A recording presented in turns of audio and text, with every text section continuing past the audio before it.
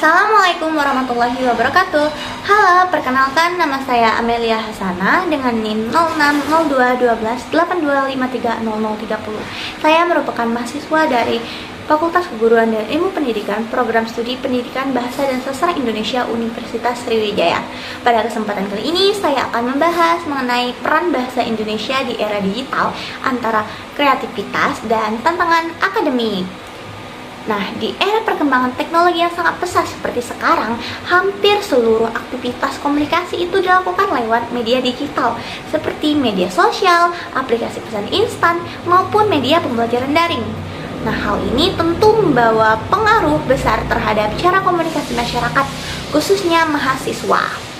Perkembangan teknologi digital sebenarnya memberikan banyak sekali peluang bagi bahasa Indonesia itu untuk terus berkembang. Media sosial memungkinkan masyarakat untuk menyampaikan gagasan, berbagi informasi, serta mengekspresikan diri melalui bahasa dengan cara yang lebih kreatif. Akses informasi di era digital juga mempermudah kita untuk mencari sumber belajar. Selain itu, ada juga inovasi bahasa seperti muncul konten-konten kreatif yang membuat bahasa Indonesia lebih modern dan tidak kaku. Fenomena ini menunjukkan bahasa bersifat dinamis dan selalu berkembang mengikuti perkembangan zaman. Nah, dengan berkembangnya zaman inilah banyak sekali muncul berbagai istilah-istilah baru, singkatan, maupun gaya bahasa kreatif yang menjadi bukti bahwa bahasa masyarakat itu terus berinovasi dalam menggunakan bahasa.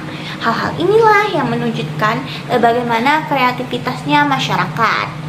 Nah, namun di sisi lain perkembangan tersebut juga membuat berbagai tantangan. Banyak pengguna media sosial lebih sering menggunakan bahasa gaul, singkat yang tidak baku, atau mencampurkan bahasa Indonesia dengan bahasa asing. Nah, menurut penelitian yang dilakukan oleh Amelia, Putri, dan Daule pada tahun 2024 dalam jurnal Fonologi, Jurnal Ilmuwan Bahasa dan Sastra Inggris yang menyatakan bahwa perkembangan bahasa Indonesia di era digital menghadirkan tantangan berupa penggunaan bahasa gaul dan istilah asing yang dapat mengancam keaslian bahasa Indonesia.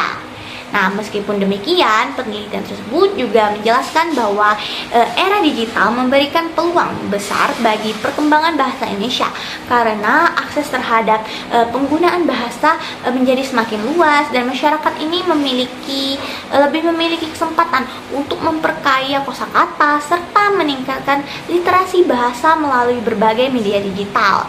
Nah, sebagai contoh nyata yaitu saya sendiri sebagai seorang mahasiswa seringkali melihat pengaruh bahasa digital ini di kelas, seperti saat menulis tugas kuliah, membuat makalah, melakukan presentasi, atau kegiatan tanya jawab. Nah, seringkali teman-teman menggunakan kata-kata seperti enggak, kayak, ini pada saat presentasi atau menggunakan singkatan seperti DLL, DSB, KRN, YG yang merupakan bahasa maupun singkatan tidak baku dan tidak sesuai dengan kaidah bahasa Indonesia. Nah, padahal dalam penulisan karya ilmiah, mahasiswa dituntut untuk menggunakan bahasa yang sesuai dengan pedoman umum ejaan bahasa Indonesia.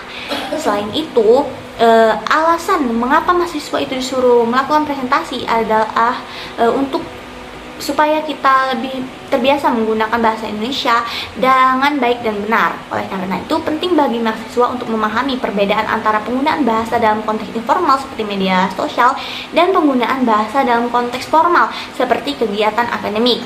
Nah, dari pembahasan ini, teman-teman bisa melihat bahwa perkembangan teknologi digital memberikan pengaruh yang besar terhadap penggunaan bahasa Indonesia. Di satu sisi, teknologi membuat bahasa ini menjadi lebih kreatif dan berkembang. Namun, di sisi lain, kita juga harus tetap menjaga penggunaan bahasa Indonesia yang baik dan benar, terutama dalam lingkungan akademik. Nah, sekian, itu saja penjelasan dari saya. Saya akhiri. Wassalamualaikum warahmatullahi wabarakatuh.